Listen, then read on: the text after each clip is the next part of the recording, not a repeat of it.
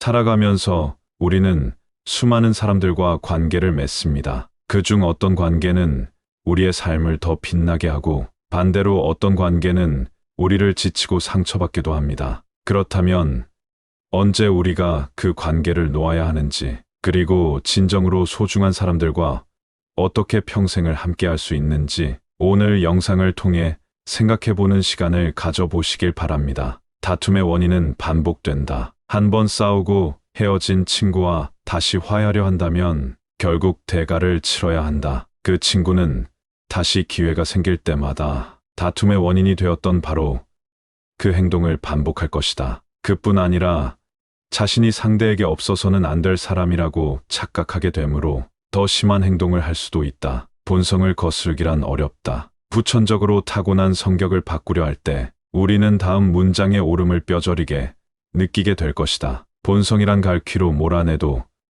결국 다시 돌아오고 만다. 오래될수록 더 좋은 것이 있다. 술과 친구가 그렇다고들 한다. 하지만 좋은 술은 단지 오래 둔다고 만들어지는 것이 아니다. 맛 좋고 향 좋은 술을 숙성시키기 위해서는 묵묵히 오랜 시간 동안 많은 노력과 기다림이 필요하다. 친구도 마찬가지다. 알게 된 시간이 오래되었다고 해서 알아서 좋은 친구가 되는 것은 아니다. 좋은 친구를 사귀는 데에도 정성이 필요하다. 그리고 나 또한 그의 좋은 친구가 되어야 한다. 그것은 쉬운 일이 아니다. 친구를 사귀는 것도 마치 술을 숙성시키듯이 많은 정성이 필요하다. 그래서 인연을 함부로 맺지 말아야 하는 것이다. 내가 외롭다고, 한순간 괴롭다고 아무 친구나 사귀지 말라. 법구경의 한 구절에는 향을 싸매던 종이에 대한 이야기가 전해진다. 어느 날 땅바닥에 버려진 종이 한 장이 있었다. 부처님은 제자들에게 지시하셨다. 저것을 주어라. 제자들이 명령에 따라 종이를 주었다. 그때 부처님께서 물으셨다. 이 종이는 원래 어떤 용도로 쓰였느냐? 제자들은 대답했다. 이 종이는 향을 싸는데 사용되었습니다. 비록 지금은 버려졌지만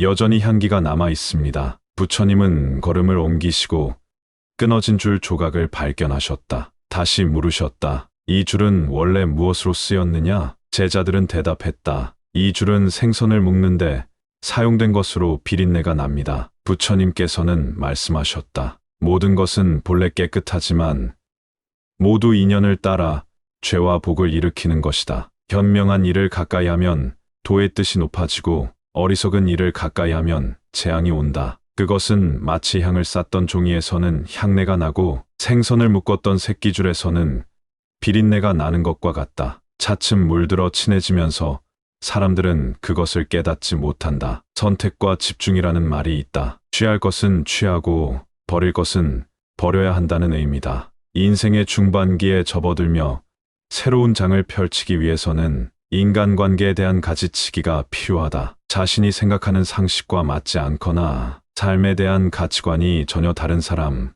대화하기 까다로운 사람, 이기적이고 배려가 부족한 사람, 만나면 분위기를 해치고 상대방의 마음에 상처를 주는 사람들은 자신의 인생에서 가지치기 하는 것이 좋다. 상대방을 생각하면 너무 냉정하다고 볼 수도 있지만 그것은 소중하고 찬란한 자신의 인생 후반전을 위해서 반드시 필요한 작업이다. 새로운 시작을 앞두고 있을 때는 짐이 되고 번거로운 것들을 정리하고 가벼운 마음으로 나아가야 한다. 인간은 태어나는 순간부터 자신의 의지와 상관없이 관계로 맺어진다. 태어난 이후의 삶도 관계의 연속이자 확장인 것은 마찬가지이다. 가족, 친척, 친구, 학교 선후배, 직장 동료, 지인의 지인까지 이처럼 우리의 삶은 결국 관계의 연속이다. 내가 선택할 수 없는 부모 자식 관계부터 내가 직접 선택하고 유지하는 친구 연인과의 관계들까지 관계는 무수히 연결되고 확장된다. 건강한 관계는 삶을 지탱하는 데 있어서 중요한 원동력이 된다. 그러나 그렇지 않은 관계는 우리를 끊임없는 절망과 분노의 소용돌이 속에 놓이게 한다. 그리고 그런 절망과 분노 속에서도 가족이라는 이유로, 오래된 친구라는 이유로 관계를 단호하게 끊어내지 못하는 경우도 적지 않다. 무엇보다 소중한 것은 이러한 관계들 속에서 자신을 지키기 위한 장치가 필요하다는 것이다. 관계란 상호 간에 맺는 것이다. 누구 하나가 희생하고 일방적으로 사랑한다고 해서는 진정한 동료이자 동반자의 관계가 아니다. 그래서 관계 개선도 서로 함께 노력해야 하는 것이다. 그런데도 만일 관계를 개선하기 위한 상대방의 노력은 없고 나 스스로만 괴로움을 참기만 해야 할 것 같다면 그러한 관계는 놓아버리는 것이 서로에게 이롭다. 그 지독한 관계가 인생의 전부처럼 느껴질 수도 있겠지만 그것이 자신을 해치는 상황까지 두면 안 되는 것이다. 내가 엮여있는 관계를 스스로 모두 감당할 필요는 없으며 관계로 힘들 때는 내 마음의 목소리에 귀를 기울이고 자신을 보호하는 것이 중요하다. 만약 반복되는 갈등이나 불필요한 상처가 계속된다면 그 관계에 대해 깊게 성찰하고 자신에게 진정으로 필요한 것이 무엇인지 고민하고 결단하는 시간을 가져야 한다. 내가 괜찮은지 고민했다면 이제 인간관계를 새롭게 재정비할 필요가 있다. 인간관계가 좋으면 자신의 삶에 긍정적인 영향을 주지만 관계가 좋지 않으면 부정적인 영향으로 삶을 그르치게 된다. 금묵자흑이라는 말이 있지 않은가? 먹을 가까이 하다 보면 자신도 모르게 검게 된다. 그래서 좋은 사람을 곁에 두면 자신 또한 좋은 사람이 될 수 있고 품행이 좋지 않은 사람을 곁에 두면 자신 또한 그처럼 되고 만다. 사회생활을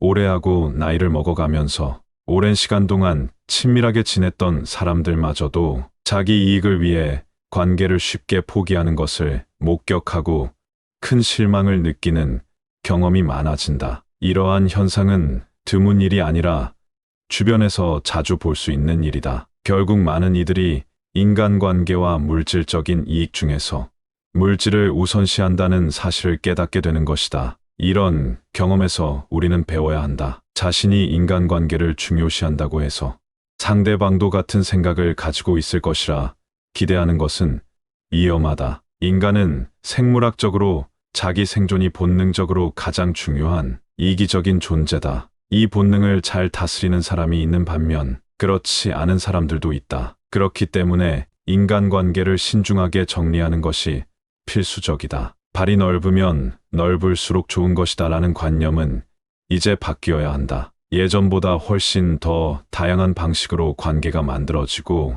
복잡해진 현대 사회에서는 관계로 인한 피로도가 급속도로 증가하고 있다. 특히 인생의 후반부를 시작하는 시점에서는 관계를 깨끗이 정리하고 인간관계를 재정립해보자. 새로운 시작에 앞서 관계를 정리하는 것은 새 술을 새 부대에 담는 것과 같다. 관계의 질을 개선하고 새로운 인생을 설계하는데 도움이 된다. 그러면 나의 찬란한 인생 후반을 위해 어떤 인연을 끊어내고 어떤 인연을 지어야 할까? 먼저 스스로 깨달아야 할 것은 건강했던 관계에 돌이킬 수 없는 종양이 생기는 징후를 알아채야 한다. 그 종양은 나의 정신과 신체로 전이되어 내 삶 전체에 불행한 영향을 줄 수 있기 때문에 치유가 가능한 조기 발견이 중요하다. 사람들과의 관계에서 때때로 의견이 엇갈리고 갈등이 생기는 것은 정상이다. 이때 서로가 편안하게 의견을 나누고 경청하면서 갈등에서 벗어날 수 있는 것이